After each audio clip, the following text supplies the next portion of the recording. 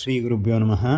ಹರಿ ಓಂ. ಆತ್ಮೀಯರೆಲ್ಲರಿಗೂ ನಮ್ಮ ನಿತ್ಯ ನಿರಂತರ ಚಾನಲ್ಗೆ ಸ್ವಾಗತ ಸುಸ್ವಾಗತ.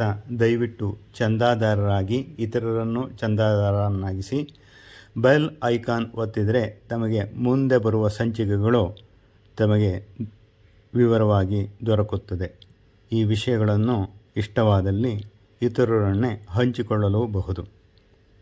ವಿಷಯ ಗಂಗೆ. ಗಂಗೆ ಎಂದ ಮಾತ್ರಕ್ಕೆ ಮಾನವನ ಸಕಲ ಪಾಪಗಳನ್ನು ಪರಿಹರಿಸಬಲ್ಲ ಶಕ್ತಿ ಉಳ್ಳವಳು ಎಂದು ಪುರಾಣಗಳಲ್ಲಿ ಹೇಳಲ್ಪಟ್ಟಿದೆ.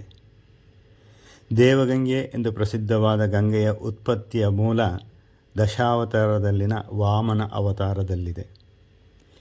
ನರಸಿಂಹ ಅವತಾರಕ್ಕೆ ಕಾರಣಪುರುಷನಾದ ಪ್ರಹ್ಲಾದನ ಮೊಮ್ಮಗ ಬಲಿಚಕ್ರವರ್ತಿ ಕಾಲದಲ್ಲಿ ಗಂಗೆ ಉತ್ಪತ್ತಿ ಹೊಂದಿದಳು. ಅನಾದಿ ಕಾಲದಿಂದಲೂ ಮಾನವ ಅಮರತ್ವ ಅಥವಾ ದೇವತೆ ಎನಿಸಿಕೊಳ್ಳುವುದು ಗುರಿಯಾಗಿಸಿಕೊಂಡಿದ್ದು, ಅದಕ್ಕಾಗಿ ಶರೀರ ಕಾಯಕಲ್ಪಗಳನ್ನು ಮಾಡುತ್ತಿದ್ದನು. ಸಾಮ ದಾನ ದಂಡ ಪ್ರಯೋಗಗಳು ಮಾಡುತ್ತಿದ್ದರು. ಈಗಲೂ ಸಹ ಇಂದ್ರ ಪದವಿಗೆ ಆಸೆಪಟ್ಟ ಬಲಿಚಕ್ರವರ್ತಿ ತನ್ನ ದೈತ್ಯ ಗುರು ಶುಕ್ರಾಚಾರ್ಯರ ಅಣತಿಯಂತೆ 99 ಅಶ್ವಮೇಧ ಯಜ್ಞಗಳನ್ನು ಮಾಡಿ ಪ್ರಪಂಚದ ರಾಜರುಗಳನ್ನೆಲ್ಲ ಜಯಿಸಿ ಯುದ್ಧದಲ್ಲಿ ನರ ಸಂಹಾರ ಮಾಡಿ ಕ್ಷೋಭೆಗೊಳಿಸಿ ದೈವತ್ವವನ್ನು ಹೊಂದಲು ಸಿದ್ಧನಾಗುತ್ತಿದ್ದನು.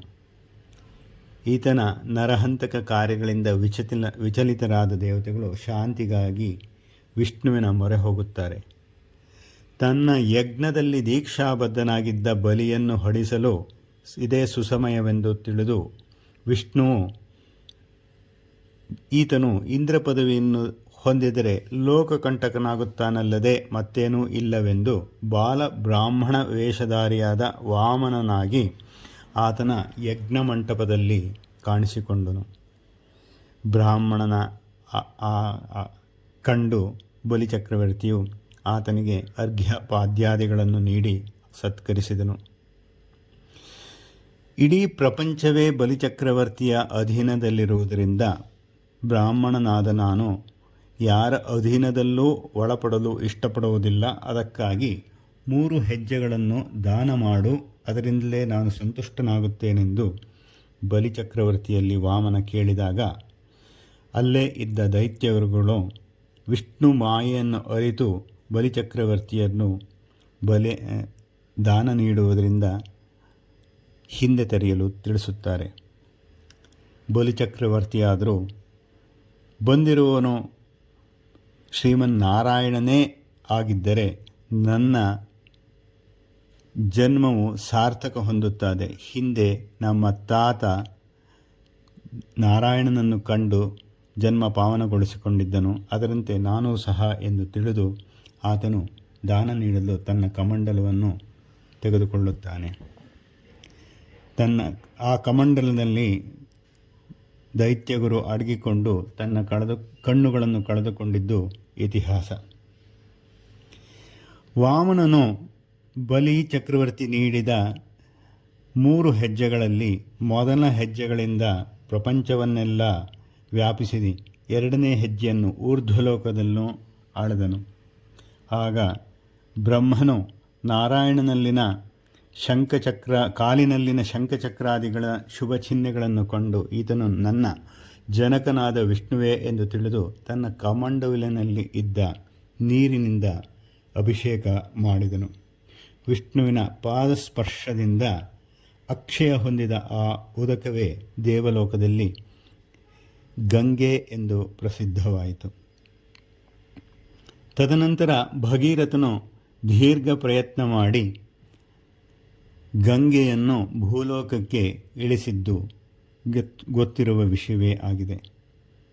ದೇವಗಂಗೆ ಎಂಬ ಹೊಮ್ಮು ಬಿಮ್ಮಿನಿಂದ ಅಹಂಕಾರದಿಂದ ಪರಶಿವನನ್ನೇ ತಳ್ಳುವಷ್ಟು ಅಹಂಕಾರದಿಂದ ಕೆಳಗೆ ಇಳಿದ ಗಂಗೆ ಸರ್ವಲಯಕರ್ತನಾದ ಪರಶಿವನ ಜಟೆಯಲ್ಲಿ ಬಾಧಿತಳಾದಳು.